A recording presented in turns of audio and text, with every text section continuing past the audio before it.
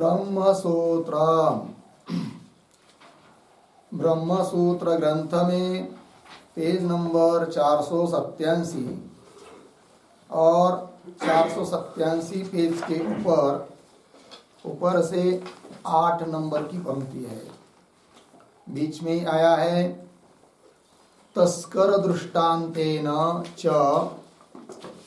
अनृताभिसंदस्य बंधनम सत्याभिसंदस्य च मोक्षम दर्शयन् एकत्वम एव एकम पारमार्थिकम दर्शयति। ठीक है, तो चलिए भाई, तो बात यह चल रही है द्वितीय अध्याय प्रथम पाद, और द्वितीय अध्याय के प्रथम पाद का यह 6 नंबर का अधिकरण है।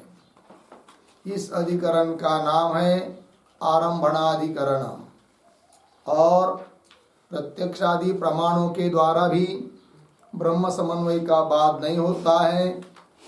इस बात का निर्णय करने के लिए इस अधिकरण की प्रवृत्ति हुई है। तो एकमात्र अद्वितीय कारण स्वरूप ब्रह्म ही सत है, कार्य वर्ग सब अनिर्वचनीय मिथ्या है, इत्यादि सब बातों को बताया। किंतु फिर पुनः पूर्व पक्षी ने आक्षेप किया कि एक ही ब्रह्म को मानेंगे वही सत है, तो बंध मोक्ष व्यवहार और प्रत्यक्षादि प्रमाण इन सभी की व्यवस्था नहीं लग पाएगी। अतः भेद अभेद मानना चाहिए। भेद भी सत्य है और अभेद भी सत्य है, ऐसा पूर्व पक्षी का अभिप्राय। और भेद अभेद दोनों सत्य होते हैं, इस बात के लिए पूर्व पक्षी ने कुछ दृष्टांत भी दिए थे और व्यवस्था भी लग जाती है, ऐसा बताया। किंतु उस भेद अभेद को सत्य मानने वाले जो है पूर्व पक्षी, परिणामवादी ही है वो, तो उनका कहना ठीक नहीं है, क्योंकि श्रुति ने दृष्टांत में भी केवल मिट्टी अर्थात मृतिका को ही सत्य बताया है और घट शराबादि को सत्य नहीं बताया। उसी प्रकार दार्ष्टान्त में भी क्या आत्मा को ही सत्य बताया है, एतद् आत्म्यमिदं सर्वम तत् सत्यम, और कार्य को सत्य नहीं बताया। दूसरी बात, परमात्मा और जीवात्मा का अभेद बताया है। यदि प्रपंच अव्यवहार सत्य होता तो सत्यत्व विशिष्ट जीव का भी परमात्मा के साथ अभेद श्रुति ने बताया नहीं होता, जबकि श्रुति ने जीव ब्रह्म का अभेद बताया है। अतः भेद आदि सत्य नहीं है, प्रपंच सत्य नहीं है, इस बात को बताया सिद्धांतियों ने। और भी उसी बात को कह रहे हैं, तस्कर दृष्टांत श्रुति में जो दिया है उसका उल्लेख करते हुए और बात बताई जा रही है भेद अभेदवाद का खंडन करने के लिए। तो पंक्ति पढ़ी मैंने, तस्कर दृष्टांतेन इत्यादि। तो उस तस्कर दृष्टांतेन इत्यादि पंक्ति के पूर्व में एक छोटा सा वाक्य लिखते हैं अवतरण के रूप में, इतश्च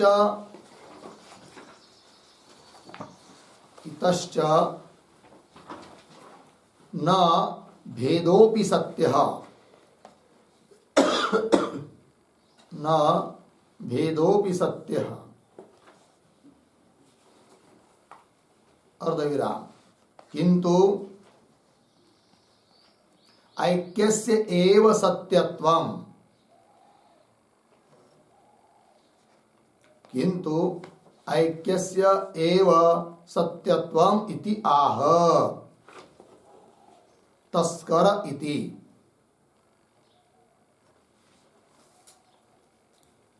ठीक, यह भी और कारण है कि भेद सत्य नहीं है किंतु ऐक्य ही सत्य है। तो क्या है वो, तो बताया जा रहा है तस्कर दृष्टांतेन इत्यादि। तो क्या है, तस्कर दृष्टांतेन च अनृताभिसंदस्य बंधनम अर्धविराम सत्याभिसंदस्य च मोक्षम दर्शयन् एकत्वम एव एकम पारमार्थिकम दर्शयति मिथ्या ज्ञान विजृंभितम च नानात्वम, यहाँ तक हुआ। तो आगे दर्शयन इत्यादि के आगे अंतिम में थोड़ा सा अन्वय कर लेंगे। दर्शयन के बाद एक शब्द छोड़कर एकम, पीछे एकत्वम, पारमार्थिकम, फिर अंतिम में च नानात्वम, उसके पीछे मिथ्या अज्ञान विजृंभितम, पीछे दर्शयति। ठीक है, देखो भाई, दर्शयति का करता है श्रुति, तो श्रुति दिखाती है या वेद दिखाता है, मंत्र दिखाता है। छांदोग्य उपनिषद का 6-16 नंबर दिया है छांदोग्य का। तो तस्कर का दृष्टांत वहां पर दिया है। तो क्या फिर, तो तस्कर दृष्टांतेन च अनृत अभिसंदस्य, ठीक है, तस्कर मतलब चोर, और चोर का दृष्टांत दिया है श्रुति ने। तो चोर का दृष्टांत से क्या, अनृत अभिसंदस्य मतलब मिथ्या वस्तु में आग्रह करने वाला जो होता है वो बंधन में पड़ जाता है, और सत्य अभिसंदस्य सत्य का अभिमान धरने वाला, सत्य को कहने वाला, मोक्षम वो छूट जाता है राजा के यहाँ से। तो मोक्षम दर्शयन दिखाती हुई श्रुति क्या जी, एकम एकत्वम या एकत्वम एकम पारमार्थिकम, एकमात्र परमात्मा ही सत्य, वही पारमार्थिक है। और च नानात्वम जो भेद है, अनेकत्व है, वह मिथ्या अज्ञान विजृंभितम, विजृंभितम कल्पितम, मिथ्या अज्ञान से कल्पित है, इस बात को दिखाती है श्रुति। दोनों बात दिखाई है श्रुति ने दृष्टांत देकर। एक परमात्मा तत्व ही पारमार्थिक सत्य है, और नानात्व जितना भी है वो सब मिथ्या अज्ञान के द्वारा कल्पित है, ऐसा श्रुति ने बताया तस्कर का दृष्टांत देकर। अभी तस्कर का दृष्टांत क्या चीज है भाई, तो थोड़ा सा लिख लेते उसके ऊपर एक वाक्य तो लिखेंगे, यथा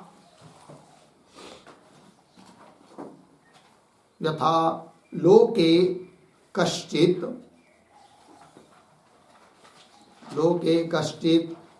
तस्कर बुद्ध्या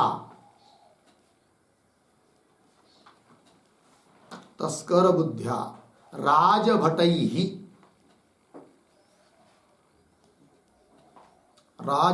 कौंस में लिखिए राजसेवकैहि कौंस बन,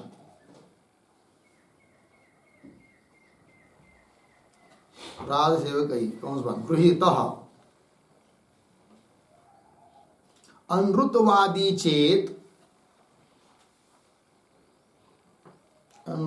चेत तप्त परशुं गृह्णाति, तप्त परशुं गृह्णाति अर्धविराम, स दह्यते बध्यते च, सदह्यते बध्यते च पूर्ण विराम, तथा नानात्ववादी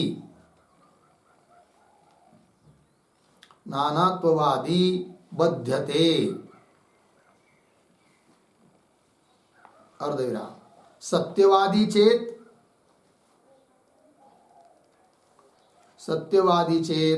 न दह्यते मुच्यते च,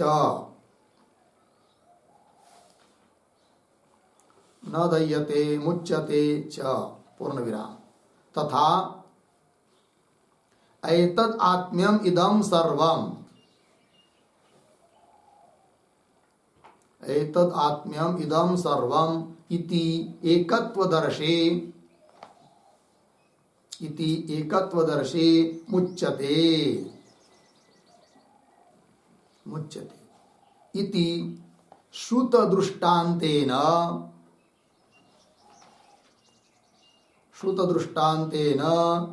एकत्वं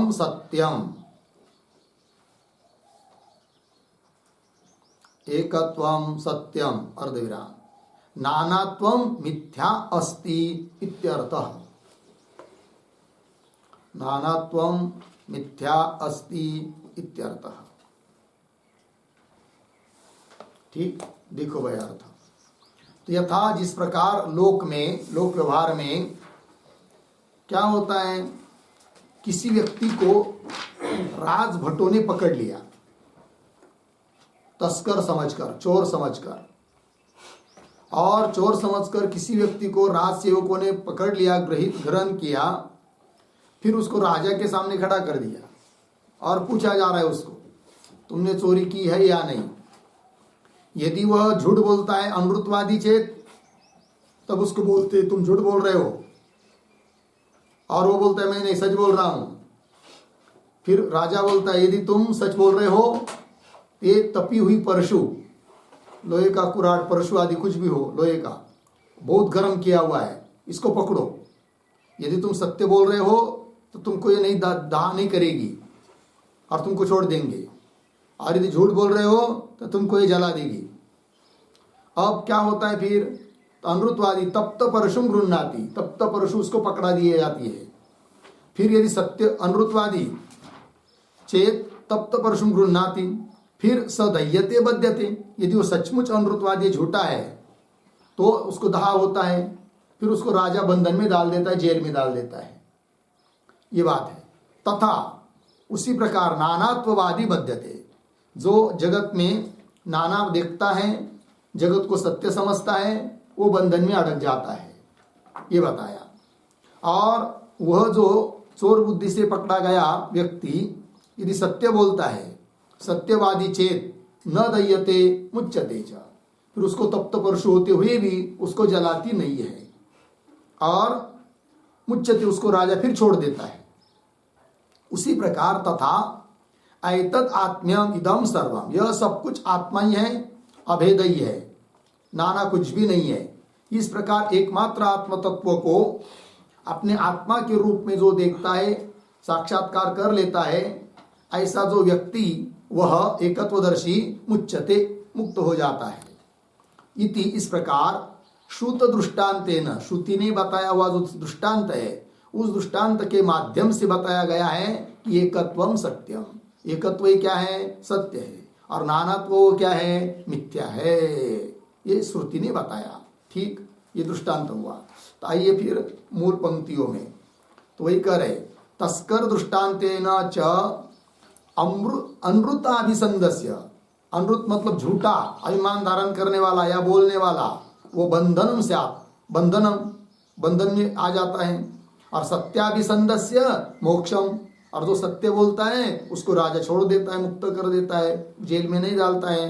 तो मोक्षम दर्शयन, दिखाती हुई श्रुति वेद क्या, एकत्वम एकम पारमार्थिकम, एक ही एक पारमार्थिक सत्य है परमात्मा, और च नानात्वम मिथ्या अज्ञान विजृंभितम, नानात्व जितना भी प्रतीत हो रहा है वो सब मिथ्या अज्ञान के द्वारा कल्पित है, ऐसा श्रुति दिखाती है दृष्टांत देकर। ठीक है, आगे चलिए। उभय सत्यतायाम ही कथम व्यवहार गोचर अपि जंतु अनृताभिसंद इति उच्चेत। तो दोनों को सत्य मानना ठीक नहीं है, सिद्धांती कह रहे उस भेदाभेदवादी को, जबकि भेदाभेदवादी भेद को भी सत्य मानता है और अभेद को भी सत्य मानता है। जगत भी सत्य है, जीव भी सत्य है, परमात्मा भी सत्य है, ऐसा उसका सिद्धांत है। किंतु दोनों को सत्य नहीं मान सकते। इस बात को और समझाने के लिए युक्ति दे रहे सिद्धांती, उभय सत्यतायाम इत्यादि पंक्ति से।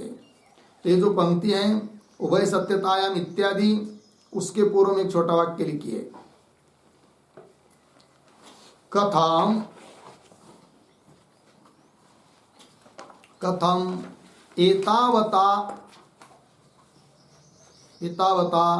एकस्येव सत्यत्वं नियम्यते, एकस्य एव सत्यत्वं नियम्यते, तत्र आह उभय इति। ठीक, देखो भाई, कोई पूर्व पक्षी यदि पूछता है कि एतावता, इतने आप ऊपर जो दृष्टांत देकर बताया कि उतने से एक ही सत्य है, ऐसा नियमन कैसा कर रहे हैं आप, अर्थात एक ही सत्य एक मिथ्या, एक ऐसा बोल रहे हो, ये प्रश्न। तो उत्तर दे रहे सिद्धांती, यदि दोनों को सत्य मानेंगे, भेद अभेद दोनों को सत्य मानेंगे, तो क्या होगा फिर? तो उभय सत्यतायाम ही, कथम का अन्वय उच्चते के साथ है, बाकी सब सरल है। तो उभय सत्यतायाम ही, दोनों को सत्य मानेंगे तो व्यवहार गोचर अपि जंतु अनृताभिसंद इति कथम उच्चेत। व्यवहार गोचर जो व्यक्ति है, अर्थात नाना व्यवहार अनेकत्व का व्यवहार करने वाला व्यक्ति है, जगत को सत्यादि देखने वाला व्यक्ति है, वह प्राणी अनृत का अभिमान धारण करने वाला है, मिथ्या का अभिमान धारण करने वाला है, ऐसा कैसा बोला जा सकेगा? क्योंकि भेद भी व्यवहार भी कैसा है? सत्य है, और दोनों सत्य है। और जो व्यक्ति केवल व्यवहार को ही सत्य मानकर व्यवहार में रह रहा है, फिर उसको कोई भी ये कैसा बोल पाएगा कि यह व्यक्ति अनृत का अभिमान धारण करने वाला है, झूठ का अभिमान धारण करने वाला है? क्योंकि जिसका अभिमान धारण किया उसने, वो भी यदि सत्य है तो ये नहीं कहा जा पाएगा ना। और जबकि श्रुति आदि महापुरुष आदि सब बताते हैं कि जो भेद को सत्य मानते हैं उसके लिए केवल बोला जाता है यह व्यक्ति कैसा है? अनृत का अभिमान धारण करने वाला है, मिथ्या वस्तु का अभिमान धारण करने वाला है, ऐसा बोला जाता है। श्रुति भी बताती है, इसका मतलब यह जगत भेद आदि सत्य नहीं है। लग गया पंक्ति? देखिए, उभय सत्यतायाम ही व्यवहार गोचर अपि जंतु, जंतु प्राणी, और व्यवहार गोचर उसका विशेषण।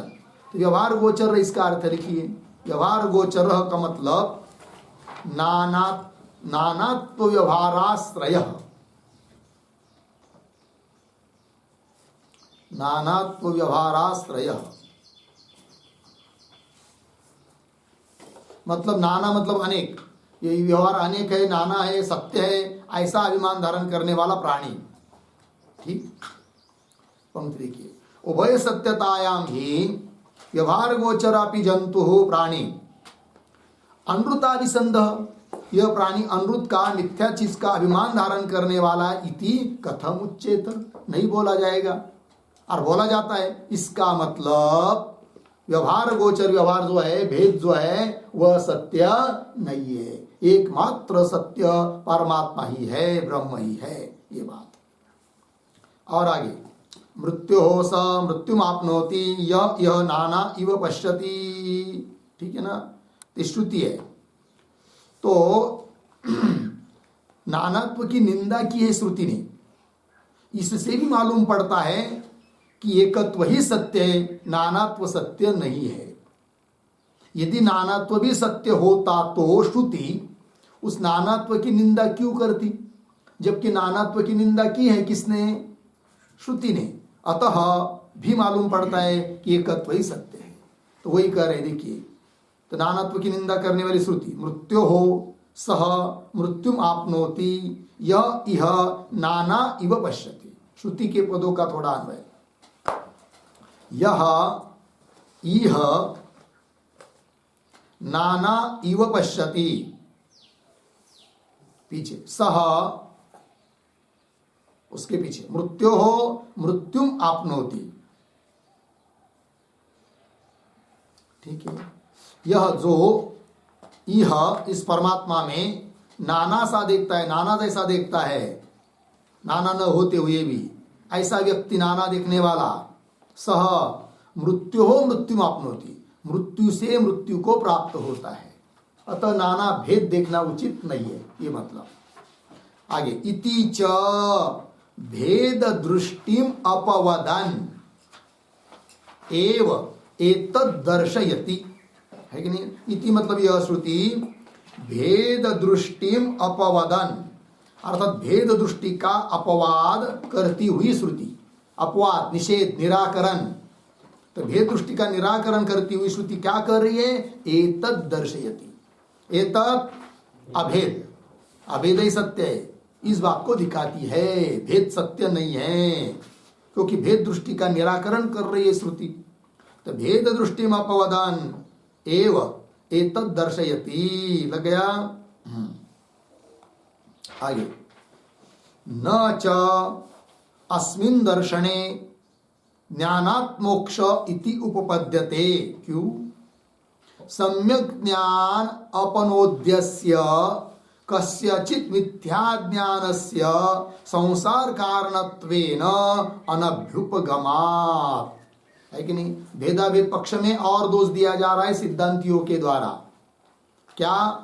कि भेदाभेद पक्ष में ज्ञान से मोक्ष सिद्ध नहीं हो पाएगा, ये बात बतानी है। तो ये जो पंक्ति है ना, न च इत्यादि से आरंभ हुआ, उसके पूर्व में एक वाक्य लिखेंगे अवतरण, किंच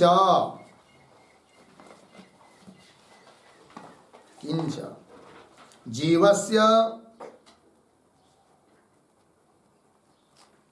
जीवस्य ब्रह्माभेद ज्ञानात् ब्रह्म अभेद ज्ञानात् भेद ज्ञान निवृत्तेः भेद ज्ञान निवृत्तेः, कौंस में लिखिए अज्ञान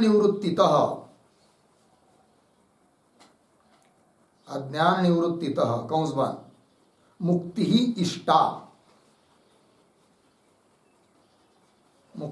इष्टा अर्धविराम सा अस्मिन् भेदाभेद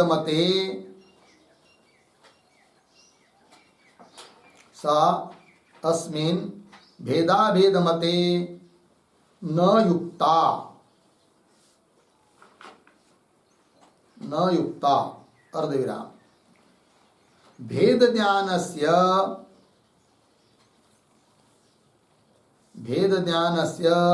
भ्रमत्व अनभ्युपगमात् अर्धविराम प्रमायाः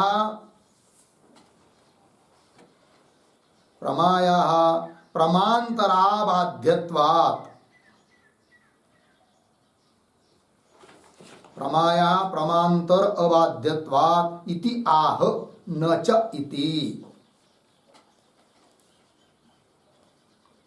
इति आह न च इति। ठीक अर्थ देखिए भाई।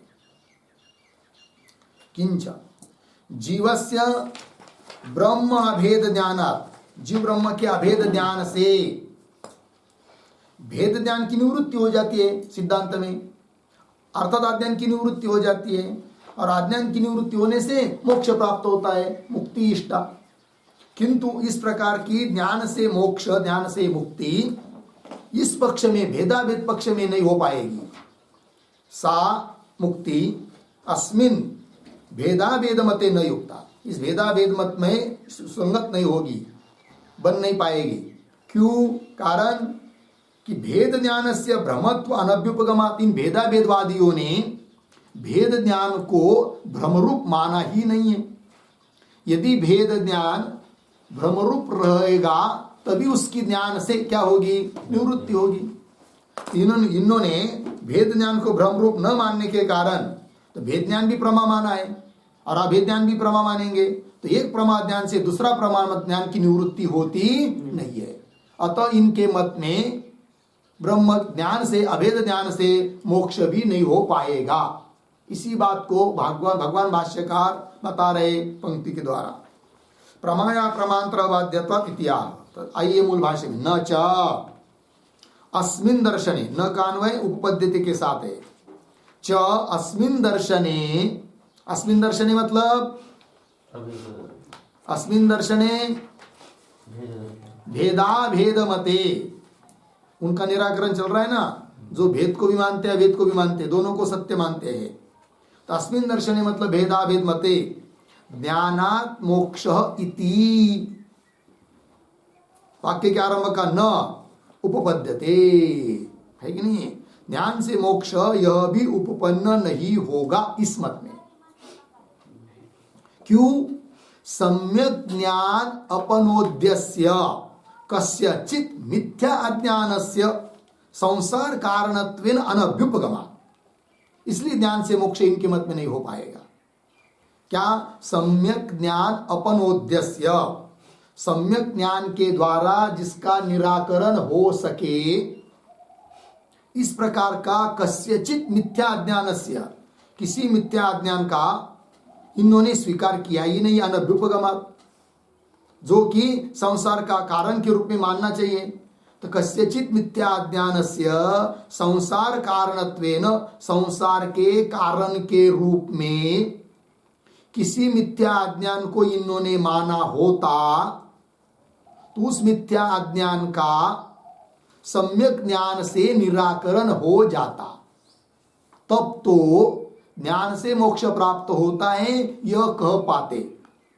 किंतु भेदाभेदवादी के मत में क्या संसार का कारण कोई मिथ्या अज्ञान माना नहीं गया है, अतः सम्यक ज्ञान के द्वारा निराकरण करने योग्य कोई भ्रम माना ही नहीं है। तो सम्यक ज्ञान से, ब्रह्म ज्ञान से, यथार्थ ज्ञान से मोक्ष होगा यह कह नहीं सकते भेदाभेदवादी। लग गया जी? पंक्ति देखिए, जैसे कि जिसके मत में रज्जु भी सत्य है और सर्प भी सत्य है, उनके मत में रज्जु के ज्ञान से सर्प की निवृत्ति नहीं हो सकती। सर्प की निवृत्ति उसके मत में होगी जो सर्प को मिथ्या मानता है और रज्जु को सत्य मानता है, क्योंकि सत्य से मिथ्या की निवृत्ति होती है। किंतु एक वस्तु की सत्य हो और उस सत्य वस्तु के ज्ञान से दूसरे सत्य वस्तु की निवृत्ति होती है, ऐसा होता नहीं है। सम्यक ज्ञान अपनोद्यस्य कस्यचित मिथ्या ज्ञानस्य संसार कारणत्वेन अनभ्युपगमात् अस्वीकारात्, है कि नहीं? इसलिए मोक्ष भी सिद्ध नहीं होगा इनके मत में। और आगे, उभय सत्यतायाम ही कथम एकत्व ज्ञानेन नानात्व ज्ञानम अपनुद्यते इति उच्यते। ठीक है ना?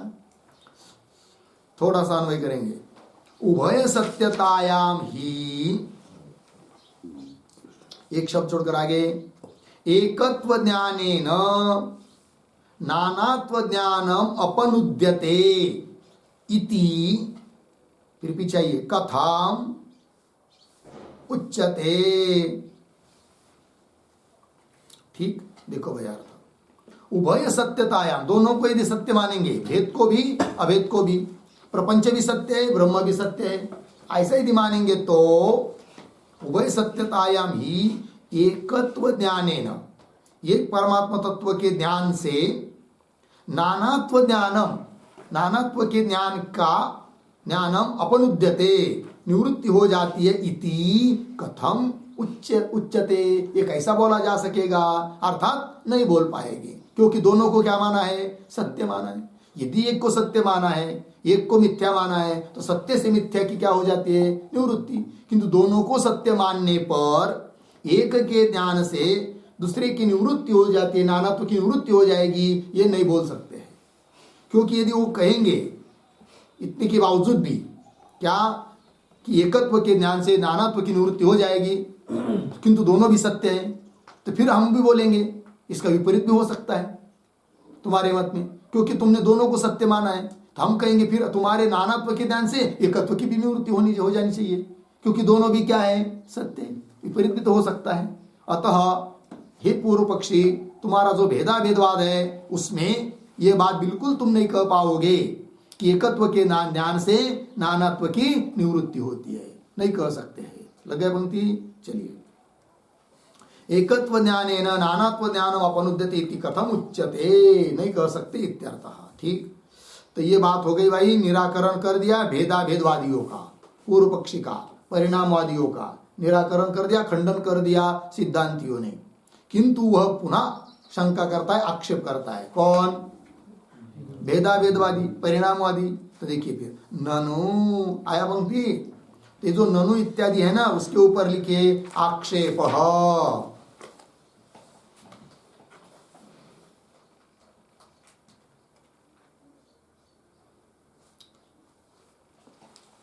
ठीक है। अब भेदाभेदवादी भी बहुत जिद्दी है और वो कहता नहीं नहीं हमारी ही बात सत्य है, क्योंकि उसको वेदांत की बात जचती ही नहीं है, समझ में ही नहीं आती है कि भाई ये कैसा बोलते लोग, समस्त जगत को मिथ्या मानते हैं, ब्रह्म को ही सत्य मानते हैं और ब्रह्म ज्ञान से प्रपंच की निवृत्ति हो जाती कहते हैं, लेकिन वो सब उसको समझ में नहीं आता। और तो अपने बात पर डटा है। कौन? पूर्व पक्ष, भेदाभेदवादी। अतः वो पुनः बहुत युक्तियां देता है है कि नहीं, अपनी बात को सिद्ध करने के लिए।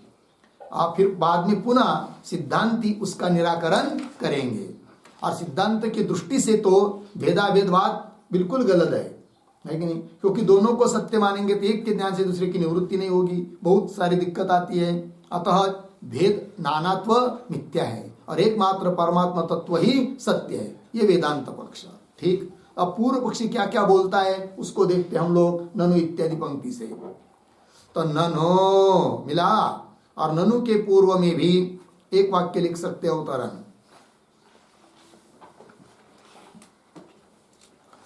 पद पदार्थादि व्यवहार हेतुत्वात्, पद पदार्थादि व्यवहार हेतुत्वात्, पद पदार्थादि व्यवहार हेतुत्वात् च प्रत्यक्षादेः प्राबल्यात्, प्रत्यक्षादेः प्राबल्यात् न तत् विरोधेन, न तत् विरोधेन अत्यंताभेदः, अत्यंताभेदः अभ्युपगन्तव्यः, अभ्युपगन्तव्यः इति शंकते, इति शंकते ननु इति। देखो भाई अर्थ, पद पदार्थादि व्यवहार हेतुत्वात्, प्रत्यक्षादि जो प्रमाण है वे प्रमाण पद पदार्थादि व्यवहार के लिए कारण है, प्रत्यक्षादि प्रमाण व्यवहार हेतुत्वात्, इसलिए प्रत्यक्षादि प्राबल्यात्, प्रत्यक्ष प्रमाण कैसा है, प्रबल है, और प्रबल होने के कारण न तद्विरोधेन, तद्विरोधेन प्रत्यक्ष प्रमाण विरोधेन अत्यंताभेद न अभ्युपगंतव्य, न का अन्वय अभ्युपगंतव्य के साथ, इसलिए उस प्रत्यक्ष प्रमाण के विरुद्ध अत्यंत अभेद का स्वीकार करना उचित नहीं है, ऐसा पूर्व पक्षी बोलता है। अत्यंत अभेद न अभ्युपगंतव्य इति शंकते, ऐसी शंका कर रहा है कौन, पूर्व पक्षी। ठीक है, ननु इत्यादि पंक्ति से, तो पंक्ति को पढ़ता हूं, ननु एकत्व एकांत अभ्युपगमे नानात्वाभावात् प्रत्यक्षादीनि लौकिकानि प्रमाणानि व्याहन्नेरन्, क्यों, निर्विषयत्वात्। हो गया, तो देखो भाई इतने का अर्थ कर लेते हैं, और अंतिम अंतिम 2-3 पदों का अन्वय कैसा, तो अंतिम आया ना, प्रमाणानि, अंतिम का पद निर्विषयत्वात्, उसके पूर्व में व्याहन्नेरन्। अब देखिए एक बात का अर्थ, पूर्व पक्षी बोल रहा है ननो एकत्व एकांत अभ्युपगमे। पूर्व पक्षी कहता है सिद्धांतियों को एकत्व एकांत, एकत्व एकांत का मतलब क्या होता है, एकत्व एकांत बराबर, अर्थ लिखिए उसका, एकत्व एकांत बराबर कैवल्यम, बराबर केवलता, केवलता।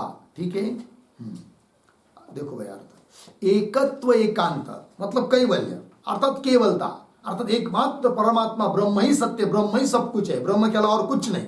इस प्रकार यदि मानेंगे तो अभ्युपगमे, देखो भाई ननु एकत्व एकांत अभ्युपगमे, उसका ही केवल स्वीकार करते हो तो होगा क्या, तो नानात्व अभाव, तुम एकत्व ही मान रहे, इसका मतलब नाना नहीं मान रहे, तो नानात्व का क्या हुआ फिर, अभाव, तो नानात्व अभावात, फिर उससे क्या होगा, प्रत्यक्षादि लौकिकानि प्रमाणानि, प्रत्यक्षादि जो लौकिक प्रमाण है वे सब प्रमाण, उनके लिए कोई विषय ही नहीं रहेगा, क्योंकि लौकिक जो प्रत्यक्ष आदि प्रमाण है वो विषय करते किसको?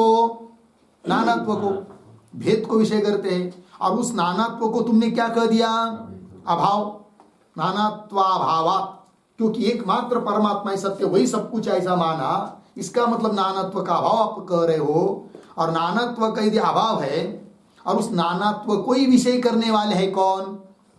प्रत्यक्षादि प्रमाण।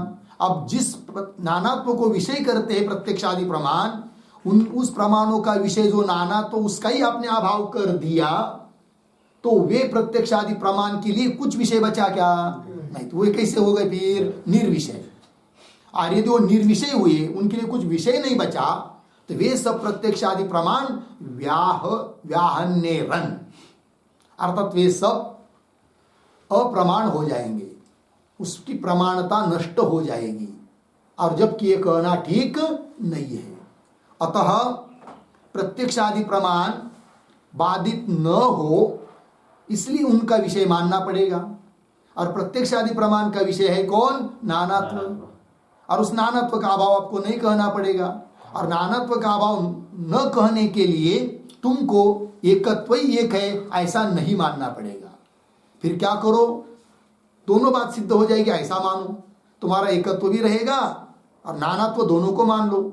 और दोनों को मानने से क्या होगा? फिर एकत्व को मानने से उसके ज्ञान से मोक्ष हो जाता है, और नानात्व को मानने से प्रत्यक्ष आदि प्रमाण की संगति लग जाती है। कोई किसी बात के लिए विरोध नहीं आता है।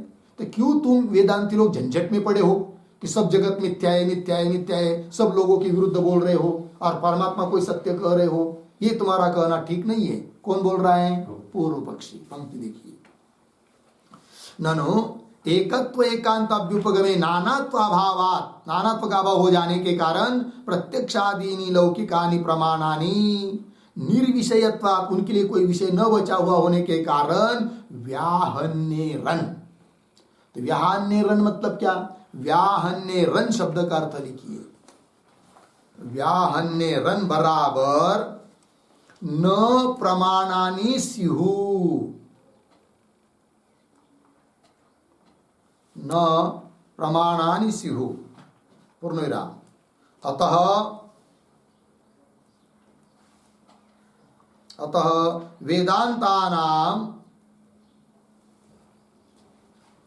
वेदांतानां भेदाभेद परत्वम उचितम, भेदाभेद परत्वम उचितम इति पूर्वपक्षस्य अभिप्रायः, इति पूर्वपक्षस्य अभिप्रायः। ठीक, देखो भाई अर्थ। तो व्याहन्यरन मतलब न प्रमाणानि स्युः, अर्थात प्रत्यक्षादि प्रमाण नहीं रहेंगे, बाद हो जाएगा उनका। इसलिए वेदांतों को क्या मानना चाहिए? केवल अभेद नहीं मानना चाहिए। इसलिए वेदांतानां भेदाभेद परत्वम उचितम, तुम वेदांती लोग भी हमारे जैसे ही मानो। क्या?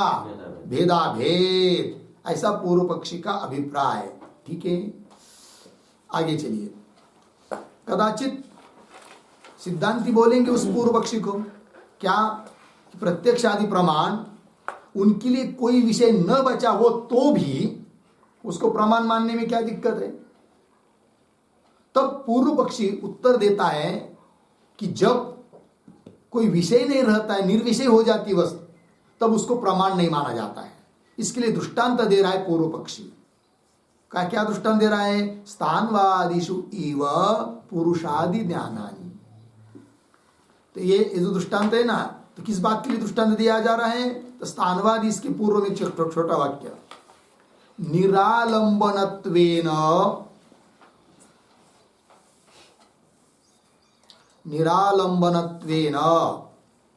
अप्रामाण्ये दृष्टान्तः,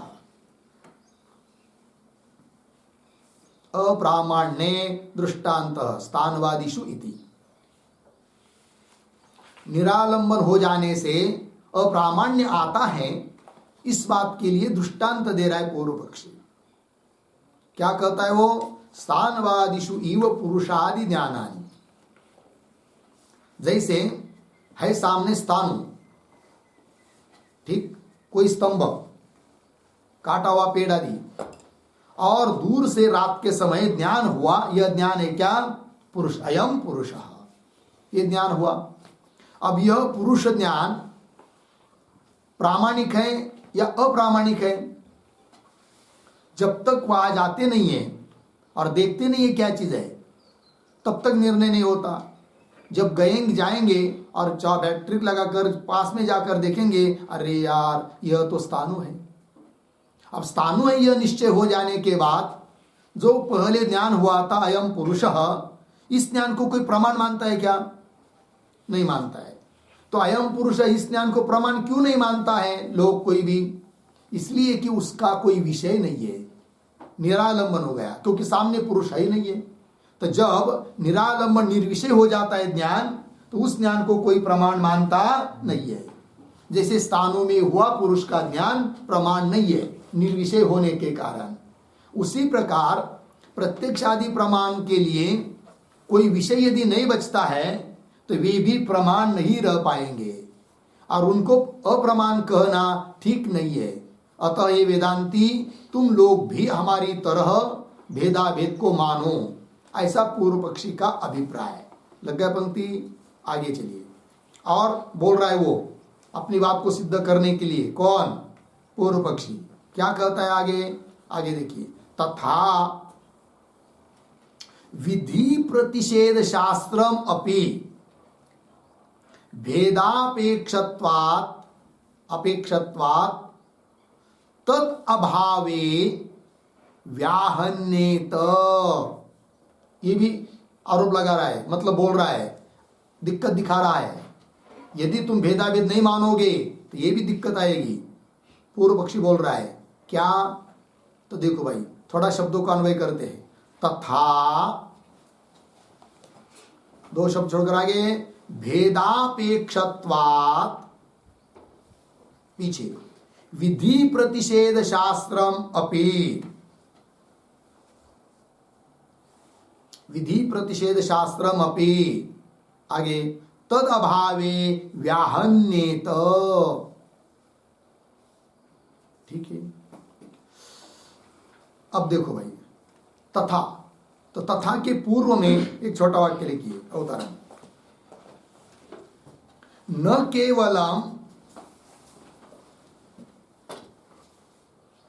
केवलम एकत्व ऐकांत अभ्युपगमे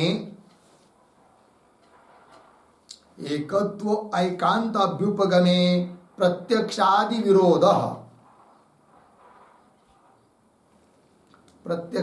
विरोधः किंतु कर्मकांड विरोधः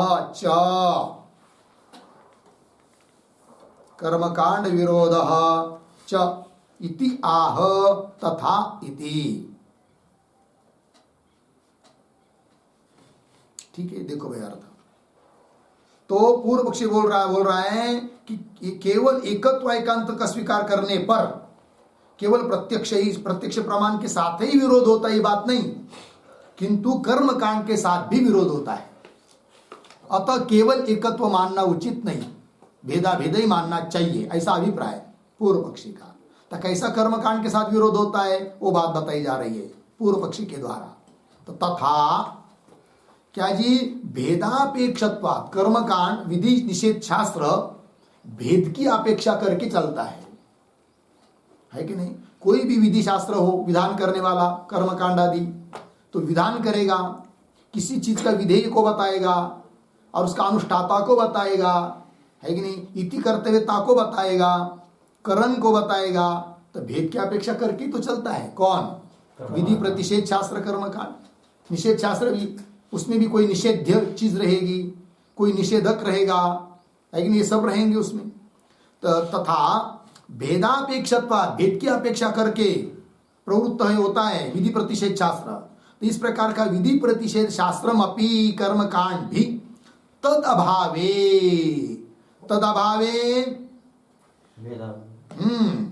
भेदाभावे, भेद की अपेक्षा करके चलता है, और भेद का ही क्या माना तुमने?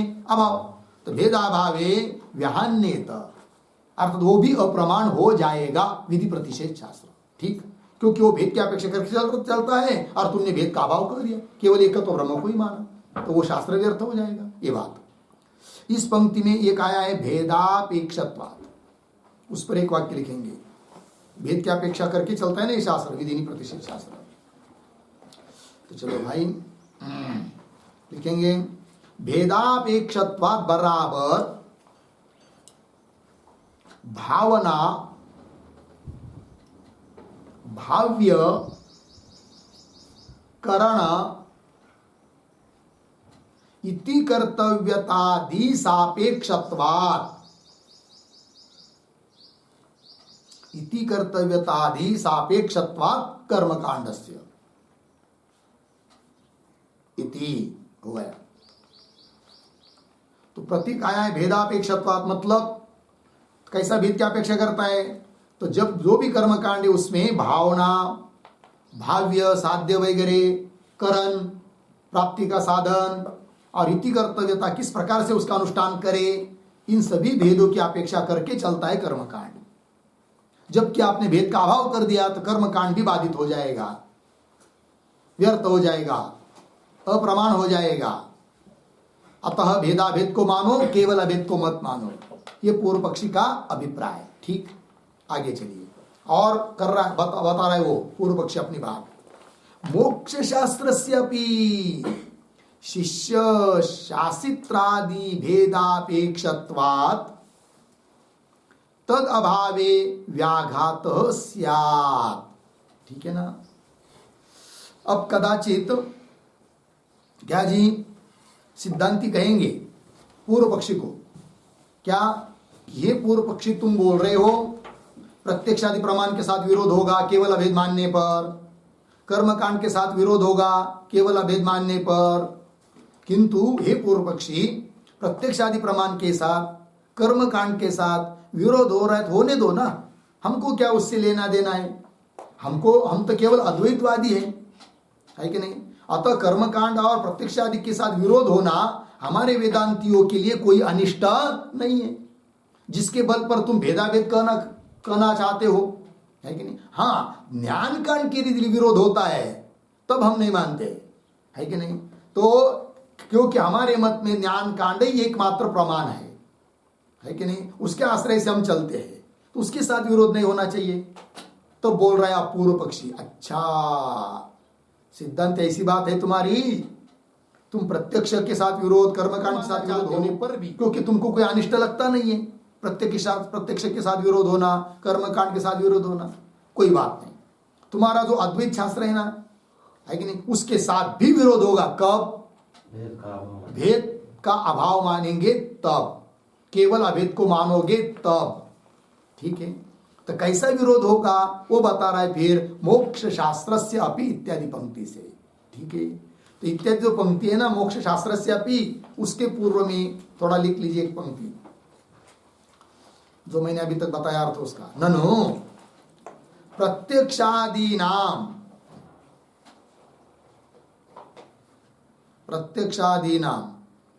कर्मकांडस्य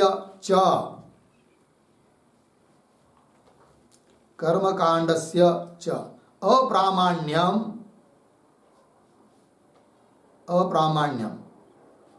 अद्वैतवादीनां न अनिष्टम, अद्वैतवादीनां न अनिष्टम अर्धविराम ते ही ज्ञान कांडम एव एकम, ज्ञान कांडम एव एकम प्रमाणम आश्रयन्ते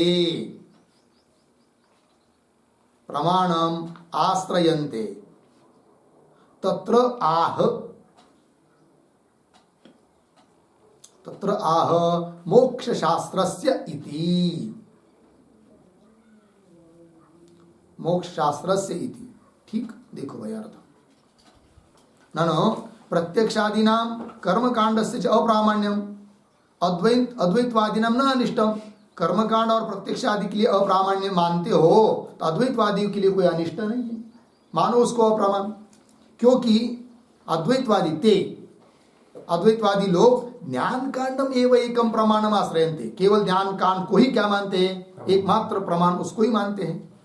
तब बोल रहे अच्छा, जिसको तुम एकमात्र केवल प्रमाण मानते हैं ना ज्ञान कांड को, उसके साथ भी विरोध होगा जब भेद का अभाव, भेद को नहीं मानेंगे तो, है कि भेद का अभाव मानोगे तो, केवल अभेद मानेंगे तो मोक्ष शास्त्र के साथ भी विरोध होगा। कैसे, वो दे रहे देखिए, मोक्ष शास्त्रस्य अपि, मोक्ष शास्त्र भी तुम्हारा कैसा है, शिष्य शासित्रादि भेदापेक्षत्वात्, वो भी भेद की अपेक्षा करके चलता है। कौन, मोक्ष शास्त्र। कैसा, कौन भेद, शिष्य चाहिए उसमें, शासित्रा शासन करने वाला कोई गुरु आदि वो भी चाहिए, शास्त्र चाहिए, ये सभी तो भेद ही है। और इस भेद की अपेक्षा करके चल रहा है कौन, मोक्ष शास्त्र। और तुम तो भेद का अभाव मान रहे हो, तब तुम्हारे मोक्ष शास्त्र के साथ भी विरोध होगा, वो भी अप्रमाणित हो जाएगा। यदि भेद का अभाव मानोगे तो, भेद को सत्य नहीं मानोगे तो, वही कह रहे शिष्य शासित्रादि भेदापेक्षत्व तद अभावे भेदाभावे व्याघात स्यात्, व्याघात हो जाएगा, ठीक है ना, व्यर्थ हो जाएगा तुम्हारा शास्त्र, मोक्ष शास्त्र। अतः भेदाभेद दोनों को सत्य मानो, केवल अभेद को सत्य मत मानो, ये पूर्व पक्षी का अभिप्राय। और कह रहा है भाई पूर्व पक्षी, कथम च अनृतेन मोक्ष शास्त्रेण प्रतिपादितस्य आत्मैकत्वस्य सत्यत्वम उपपद्येत इति। तो वाक्य के आरंभ में जो कथम है उसका अन्वय उपपद्येत इसके साथ, बाकी सब सरल है। किंतु इस वाक्य के पूर्व में भी एक अवतरण के रूप में वाक्य लिखते हैं, ननो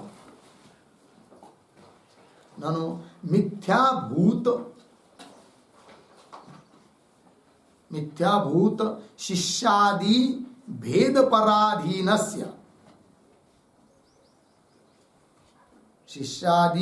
पराधीनस्य मोक्ष शास्त्रस्य मिथ्यात्वे अपि, मोक्ष शास्त्रस्य मिथ्यात्वे अपि तत्प्रमेयस्य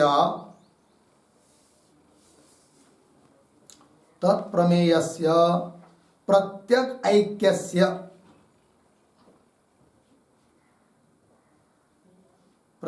ऐक्यस्य सत्यत्वात्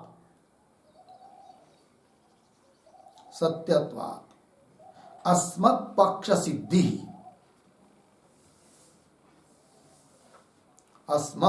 सिद्धि इति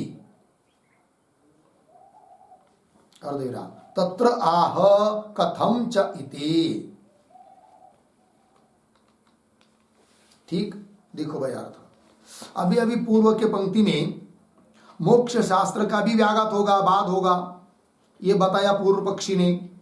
कदाचित उस पर सिद्धांती कहेंगे, अरे भाई हमारे मोक्ष शास्त्र के लिए कोई बात नहीं होगा। क्यों, कि हमारे दृष्टि से शिष्य गुरु शास्त्र ये सब मिथ्या होने पर भी, वही लिखा, ननो मिथ्याभूत शिष्यादि भेद पराधीनस्य, उसके अधीन मोक्ष शास्त्रस्य अपि मिथ्यात्वे, मोक्ष शास्त्र भी मिथ्या है, मोक्ष शास्त्र से मिथ्यात्वे अपि, ऐसा होने पर भी तत्प्रमेयस्य, किंतु उस मोक्ष शास्त्र के द्वारा, वेदांत के द्वारा, उपनिषदों के द्वारा बताया जाने वाला जो प्रमेय है, परमात्मा तत्व है, वो प्रत्येक ऐक्य से सत्य, तो वो सत्य है। अतः शिष्य शास्त्र गुरु मिथ्या होने दो, कोई दिक्कत नहीं, हम उसको मिथ्या मानते ही है, किंतु उसके द्वारा बताया जाने वाला जो प्रत्येक तत्व है ना, वो सत्य है, अतः कोई दिक्कत नहीं। अभेद को ही सत्य मानेंगे, भेद को सत्य मानने की जरूरत नहीं, ऐसा यदि सिद्धांती बोलते हैं। वही तत्प्रमेयस्य प्रत्येक ऐक्य से सत्यत्वात् अस्मत् पक्ष सिद्धि, वेदांती कहेंगे कि हमारा पक्ष की सिद्धि है, तब बोलता है पूर्व पक्षी कथम इत्यादि पंक्ति से। तो देखो क्या कह रहा है, च अनृतेन मोक्ष शास्त्रेण, कथम का अन्वय उपपद्येत इसके साथ, च अनृतेन मोक्ष शास्त्रेण, पूर्व पक्षी बोलता है सिद्धांतियों को, तुम मोक्ष शास्त्रों को कैसा मान रहे हो, अनृत, अनृत मतलब मिथ्या, तो अनृत ऐसे मोक्ष शास्त्र के द्वारा प्रतिपादितस्य आत्मैकत्वस्य सत्यत्वम कथम उपपद्येत, उस मिथ्या ऐसे मोक्ष शास्त्र के द्वारा प्रतिपादित जो आत्मिकत्व है वह सत्य कैसा हो जाएगा? बताने वाला शास्त्र कैसा है? मिथ्या। और उसके द्वारा बताए जाने वाला तत्व सत्य, ये कैसा होगा?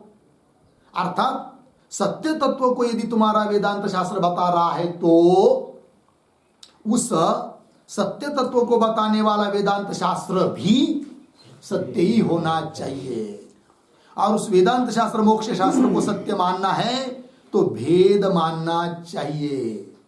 और भेद मानना है तो तुम भेद को मिथ्या नहीं बोल सकते, अर्थात भेद का अभाव नहीं कह सकते। अर्थात भेद और अभेद दोनों को भी सत्य कहना चाहिए। हमारा भेदाभेद पक्ष ही उचित है, ऐसा पूर्व पक्षी का अभिप्राय। नहीं तो मिथ्या शास्त्र के द्वारा बताया जाने वाला तत्व भी सत्य नहीं हो पाएगा, ये सब दिक्कत आएगी। ये बोल रहा है पूर्व पक्षी। आत्मैकस्य सत्यत्वं कथम उपपद्येत इति। लग गया जी, यहां तक हुआ पूर्व पक्षी। पूर्व पक्षी ने अपनी बात रखी। अब सिद्धांती उस पूर्व पक्षी की सभी बातों का निराकरण करने के लिए कह रहे आगे, अत्र उच्यते। मिला? अत्र उच्यते, इसके ऊपर लिखिए समाधानम।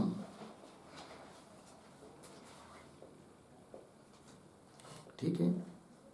अब कौन बात को मन में रखकर समाधान दिया जा रहा है सिद्धांतियों के द्वारा, इस बात को समझने के लिए अत्र उच्यते के पूर्व में एक पंक्ति लिखते हैं अवतरण।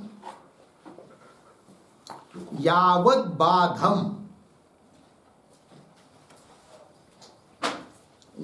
बाधम प्रत्यक्षादीनां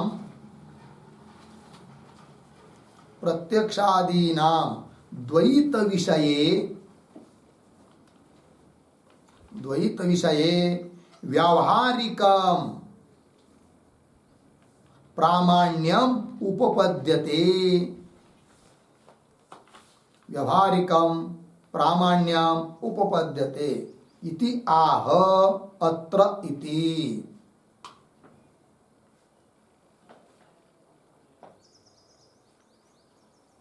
ठीक है, देखो भाई अर्थ। तो सिद्धांति कहते हैं कि भाई यावत बाधम, मतलब जब तक इस प्रपंच का बाध नहीं होता है तत्व ज्ञान के द्वारा, तब तक क्या जी? तो प्रत्यक्षादि प्रमाणों के लिए द्वैत के बारे में व्यवहारिक प्रामाण्य है, व्यवहारिक प्रामाण्य मान लेते हैं। क्योंकि जब तक बाध नहीं होता है तब तक समस्त प्रपंच को सत्य करके व्यवहार चल ही रहा है। अतः हमको भेद को भी सत्य मानने की जरूरत नहीं है। व्यवहार काल में सत्य है, व्यवहारिक सत्य है, पारमार्थिक रूप से सत्य नहीं है। यह हमारा सिद्धांत ऐसा समझकर उत्तर दे रहे अत्र इत्यादि पंक्ति से। तो देखो भाई, अत्र उच्यते न एषः दोषः, एषः दोषः न, यह कोई दोष नहीं है। क्यों? सर्व व्यवहाराणाम एव प्राक् ब्रह्मात्मता विज्ञानात् सत्यत्व उपपत्तेः स्वप्न व्यवहारस्य इव प्राक् प्रबोधात्। पूर्ण विराम। ठीक, देखो भाई, थोड़ा शब्दों का अन्वय कर लेंगे। तो क्या नैष दोष, वह ठीक है। फिर अंतिम में जाएंगे प्रबोधात् प्राक, प्रबोधात् के पूर्व में प्राक, उसके पहले स्वप्न व्यवहारस्य इव। ठीक, स्वप्न व्यवहारस्य इव।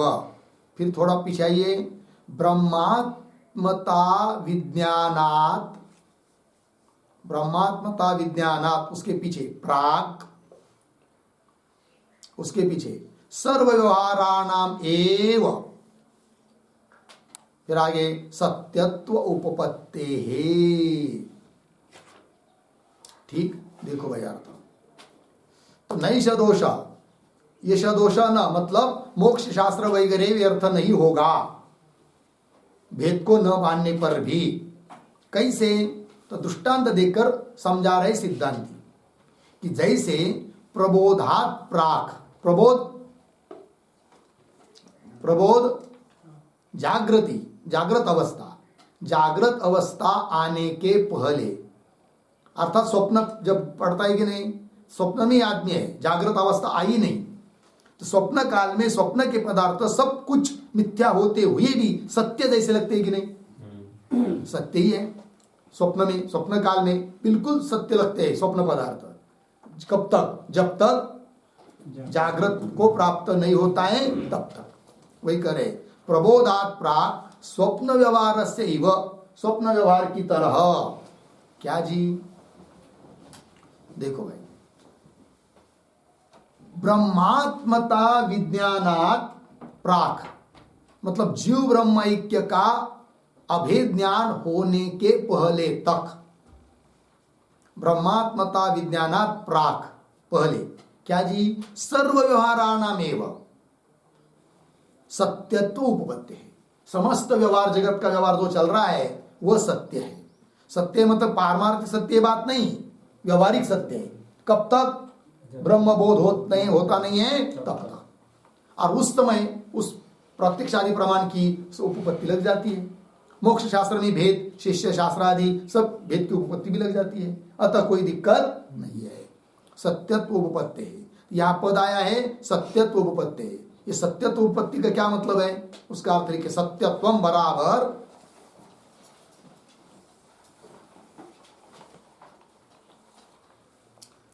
एक अर्थ उसका पहले लिखिए, सत्यत्वम बराबर नंबर 1 सत्यत्वाभिमान उपपत्ति है। सत्यत्वाभिमान उपपत्ति है।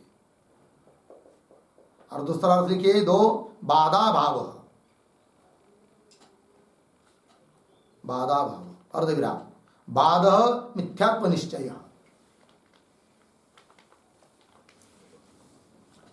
बाध मिथ्यात्व निश्चय। देखो भाई अर्थ तो कह रहे हैं, तो ज्ञान होने के पहले तक सभी व्यवहार में सत्यत्व की उपपत्ति है। मतलब सत्यत्व का अभिमान उपपन्न होता है, उसका कोई बात नहीं है। क्यों? वहां बाधा भाव, उसका बात का अभाव है, ज्ञान नहीं होता है तब तक। बात का मतलब होता है मिथ्यात्व निश्चय, और व्यवहार काल में मिथ्यात्व निश्चय है नहीं, तो व्यवहार चल रहा है, चलने दो, उससे हमको कोई दिक्कत नहीं है। ये बात आगे चलिए। यावत ही न सत्यात्मैकत्व प्रतिपत्ति ही तावत प्रमाण प्रमेय फल लक्षणेषु विकारेषु अनृतत्व बुद्धि न कस्यचित उत्पद्यते। ठीक है, देखो भाई थोड़ा अन्वय करेंगे। यावत ही एक शब्द छोड़कर सत्यात्मैकत्व प्रतिपत्ति ही, पीछे न, आगे तावत प्रमाण प्रमेय फल लक्षणेषु विकारेषु अनृतत्व बुद्धि ही, एक शब्द छोड़कर आगे कस्यचित, फिर पीछे न, आगे उत्पद्यते।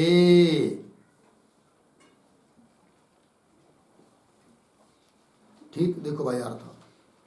तो यावत ही, जब तक सत्यात्मैकत्व प्रतिपत्ति, प्रतिपत्ति मतलब ज्ञान, सत्य आत्मा ही एक है, ब्रह्ममय हूं, इस प्रकार का प्रतिपत्ति अर्थात ज्ञान जब तक नहीं होता है, सत्यात्मैकत्व प्रतिपत्ति न तावत, तब तक ही क्या? प्रमाण प्रमेय उसका फल, लक्षण मतलब स्वरूप, प्रमाण प्रमेय फल स्वरूप जो विकार है, उन विकारों में क्या? अनृतत्व बुद्धि, मिथ्यात्व बुद्धि कस्यचित न उत्पद्यते, किसी को भी उत्पन्न नहीं होती है। कब तक? जब तक सत्यात्मैकत्व प्रतिपत्ति ही न, एक ब्रह्म मात्र आत्मा मैं ही सत्य हूं, इस प्रकार का बोध जब तक उत्पन्न नहीं होता है तब तक प्रमाण प्रमेय फल इत्यादि विकारों में मिथ्यात्व बुद्धि किसी को भी उत्पन्न नहीं होती है। अतः वो सत्यत्व बुद्धि परमात्मा विषय उत्पन्न होने के पहले, दृढ़ आत्म साक्षात्कार होने के पहले तक व्यवहार सत्य रूप से चल रहा है, तो उसमें व्यवहारिक सत्यत्व है, तो उससे हमको कोई दिक्कत नहीं, तो सब काम चल जाता है। पारमार्थिक सत्य उसको कहने की जरूरत नहीं है। दोनों में अंतर क्या हुआ? फिर भेदाभेदवादी कहते हैं क्या? भेद और अभेद दोनों भी पारमार्थिक सत्य है। और वेदांती क्या कहते हैं? अभेद तो पारमार्थिक सत्य है, किंतु भेद व्यवहारिक सत्य है, पारमार्थिक सत्य नहीं है। और व्यवहारिक सत्य मतलब कल्पित ही हुआ, और उसको मानने पर भी सब संगति लग जाती है, कर्मकांड की संगति लग जाती है, प्रत्यक्षादि प्रमाण भी अप्रमाण नहीं होते हैं, मोक्ष शास्त्र के लिए भी विरोध नहीं आता है। तब उस प्रपंच को, द्वैत को, भेद को सत्य, पारमार्थिक सत्य मानने की क्या जरूरत है? व्यवहारिक सत्य मानने पर भी काम चल जाता है। ये सिद्धांत, ये बात आगे उसी बात को कह रहे हैं और स्पष्ट कर रहे हैं। विकारान एव तु अहम मम इति अविद्यया आत्मा आत्मीयेन भावेन सर्वो जंतुः प्रतिपद्यते स्वाभाविकीं ब्रह्मात्मतां हित्वा। पूर्ण विराम। थोड़ा सा अन्वय कर लेंगे, अंतिम के पदों को पकड़ी, 2-3। स्वाभाविकीं ब्रह्मात्मतां हित्वा, पीछे आइए, शब्द आया एक जगह, शुरू के 2-3 शब्द छोड़ने के बाद शब्द आया है अविद्यया। 2-3 शब्द छोड़कर आगे सर्वः जंतुः, शुरू में विकारान एव तु अहम मम इति, एक शब्द छोड़कर आगे आत्मा आत्मीयेन भावेन प्रतिपद्यते। ठीक, देखो भाई अर्थ। तो सभी जंतुओं की, प्राणियों की क्या स्थिति है वो बताया जा रही है। तो स्वाभाविकीं ब्रह्मात्मताम हित्वा, स्वभाव सिद्ध ब्रह्मात्मैक्य है, कभी भेद हुआ ही नहीं है, किंतु उसको छोड़कर अज्ञान के कारण छोड़ दिया, त्याग कर दिया, मानते समझते नहीं है जीव ब्रह्म की एकता को। तो स्वाभाविकीं ब्रह्मात्मताम हित्वा, त्याग करके अविद्या, अविद्या के कारण सर्व जंतु, सभी प्राणी मात्र क्या करते हैं? विकारान एव, विकारों को लेकर ही, विकार जो देह, मन, बुद्धि इत्यादि कार्य, इनमें ही क्या करते? अहम मम इति आत्मा आत्मीयेन भावेन प्रतिपद्यते। ये देहादि को ही मैं मेरा समझकर, आत्मा है मेरा, ये मैं हूं, ये मेरा है, इस प्रकार से भाव से प्राप्त होते, इस भाव को प्राप्त होते हैं। लग गया जी? सभी प्राणी अविद्या के कारण अपने वास्तविक स्थिति को छोड़कर और विकार में से किसी को लेकर अहम मम भाव को प्राप्त होते हैं। ठीक है, आगे तस्मात् प्राक् ब्रह्मात्मता प्रतिबोधात् उपपन्नः सर्वः लौकिक वैदिकश्च व्यवहारः। थोड़ा अन्वय, तस्मात् ब्रह्मात्मता प्रतिबोधात्, पीछे प्राक, फिर थोड़ा आगे जाकर सर्वः लौकिक वैदिकश्च व्यवहारः, पीछे उपपन्नः। ठीक, तस्मात् इसलिए ब्रह्मात्मता प्रतिबोधात् प्राक, ब्रह्मात्मैक्य बोध होने के पहले तक क्या? सर्व लौकिक वैदिकश्च व्यवहार, सभी जितना भी लौकिक और वैदिक व्यवहार है वह उपपन्न हो जाता है। कब तक? ब्रह्मात्मैक्य बोध होने के पहले तक, है कि नहीं? तो सब उपपन्न हो जाता है। अतः उस प्रपंच को, भेद को पारमार्थिक सत्य मानने की जरूरत नहीं है। अतः भेद कल्पित है और अभेद ही सत्य है, ये सिद्धांत। अर्थात परमात्मा एकमात्र सत्य है, सर्वम खलिदम ब्रह्म, है कि नहीं? आत्मा एव इदम सर्वम, और उससे भिन्न समस्त दिखाई देने वाला कार्य प्रपंच आदि सर्व सब कुछ मिथ्या है, अनिर्वचनीय है। यही वेदांतों का सिद्धांत है। और भेदाभेद दोनों को सत्य मानने की जरूरत नहीं है, उनका कहना गलत है। इन बातों को बता दिया। अब जो दृष्टांत दिया था उसका स्पष्टीकरण करने जा रहे सिद्धांती, यथा सुप्तस्य इत्यादि पंक्ति से। ठीक है, तो देखो भाई, यथा सुप्तस्य प्राकृतस्य जनस्य स्वप्ने उच्चावचान भावान पश्यतः निश्चितम एव प्रत्यक्षाभिमतम विज्ञानम भवति प्राक् प्रबोधात् न च प्रत्यक्षाभासाभिप्राय तत्काले भवति तद्वत्। ठीक है, बहुत अच्छी तरह से दृष्टांत को घटा रहे हैं सिद्धांतियों ने ही पीछे अभी एक दो वाक्य पहले स्वप्न व्यवहार से इव प्राग बोधाति दृष्टांत दिया था ना, उसी का विस्तार पूर्वक समझा रहे सिद्धांतों को बताने के लिए। तो ये जो पंक्ति है यथा सुप्तस्य इत्यादि, उसके पूर्व में एक वाक्य लिखते हैं अवतरण, वस्तुतः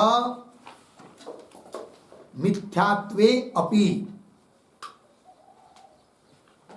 विकारेषु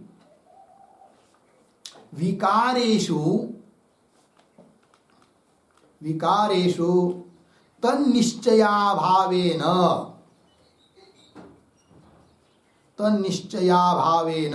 अभावेन प्रत्यक्षादि व्यवहार उपपत्तौ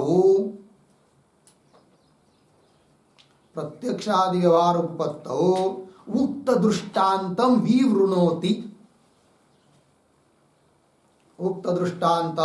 विवृणोति यथा इति।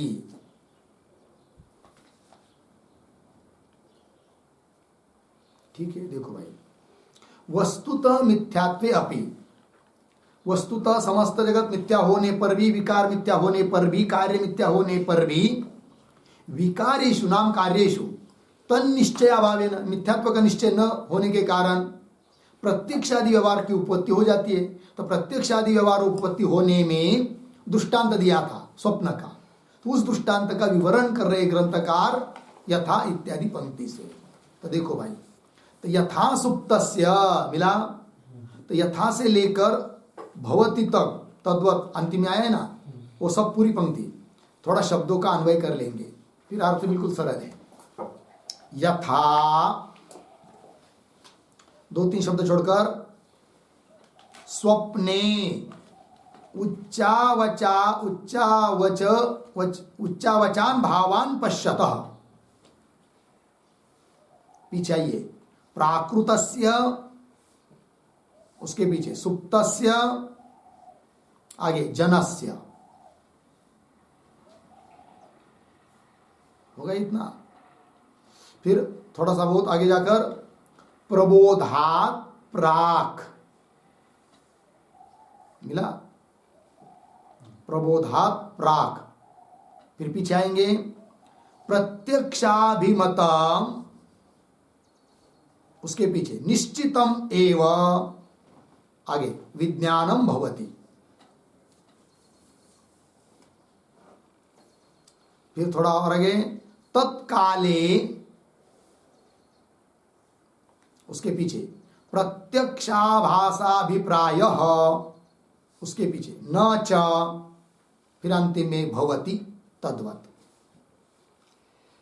देखो भाई दृष्टांत का स्पष्टीकरण, यथा जिस प्रकार स्वप्ने, स्वप्न काल में, उच्चावचान भावान पश्यतः प्राकृतस्य सुप्तस्य जनस्य, स्वप्न अवस्था में ऊंच नीच अच्छे बुरे सभी पदार्थों को देखता हुआ कोई प्राकृत अर्थ सामान्य मनुष्य जो कि सोया हुआ है, प्राकृतस्य सुप्तस्य जनस्य, सोए हुए उस मनुष्य को क्या जी, तो प्रबोधात् प्राक्, जब तक उसको जागृति नहीं आती है तब तक प्रत्यक्षाभिमतम, प्रत्यक्ष के रूप में माने गए स्वप्न प्रपंच निश्चितम एवं विज्ञान भवति, उसको निश्चित ये ज्ञान होता है कि सब कुछ सत्य ही है, और व्यवहार भी करता है, रोता भी है, चलता है, फिरता है, घूमता है स्वप्न में।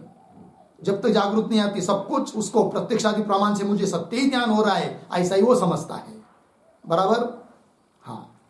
फिर उसके बाद आगे निश्चितम एवं विज्ञानम भवति, तत्काले, तत्काले स्वप्न काले प्रत्यक्ष भाषाभिप्राय न च भवति, उसको स्वप्न में ही ऐसा कभी नहीं लगता अरे ये तो झूठा है, ये तो प्रत्यक्ष जैसा दिखाई दे रहा है, ये कुछ है थोड़ी, ऐसा लगता है। लेकिन जागरूक में आने के बाद, स्वप्न में जब तक है तब तक तो उसको सब कुछ सच ही लगता है, झूठ लगता नहीं है।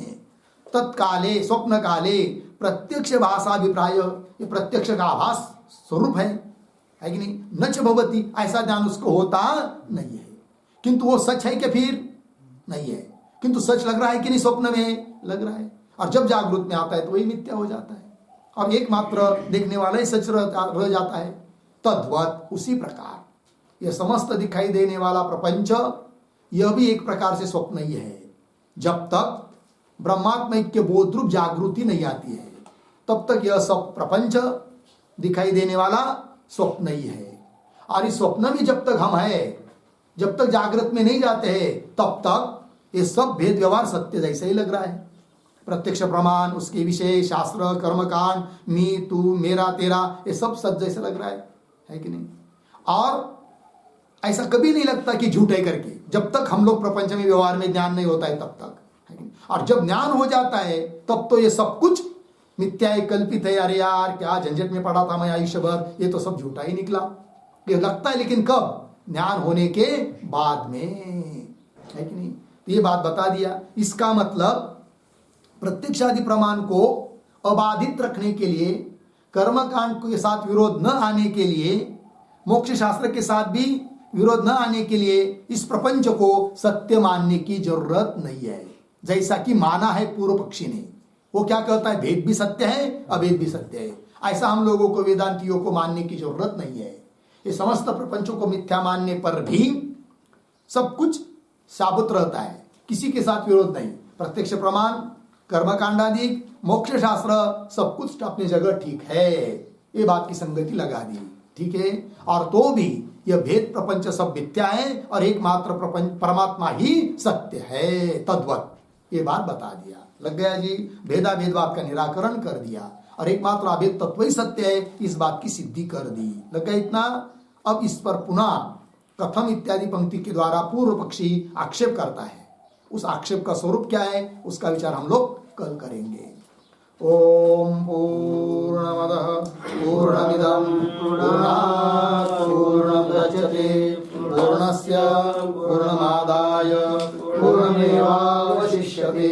ओम शांति शांति शांति।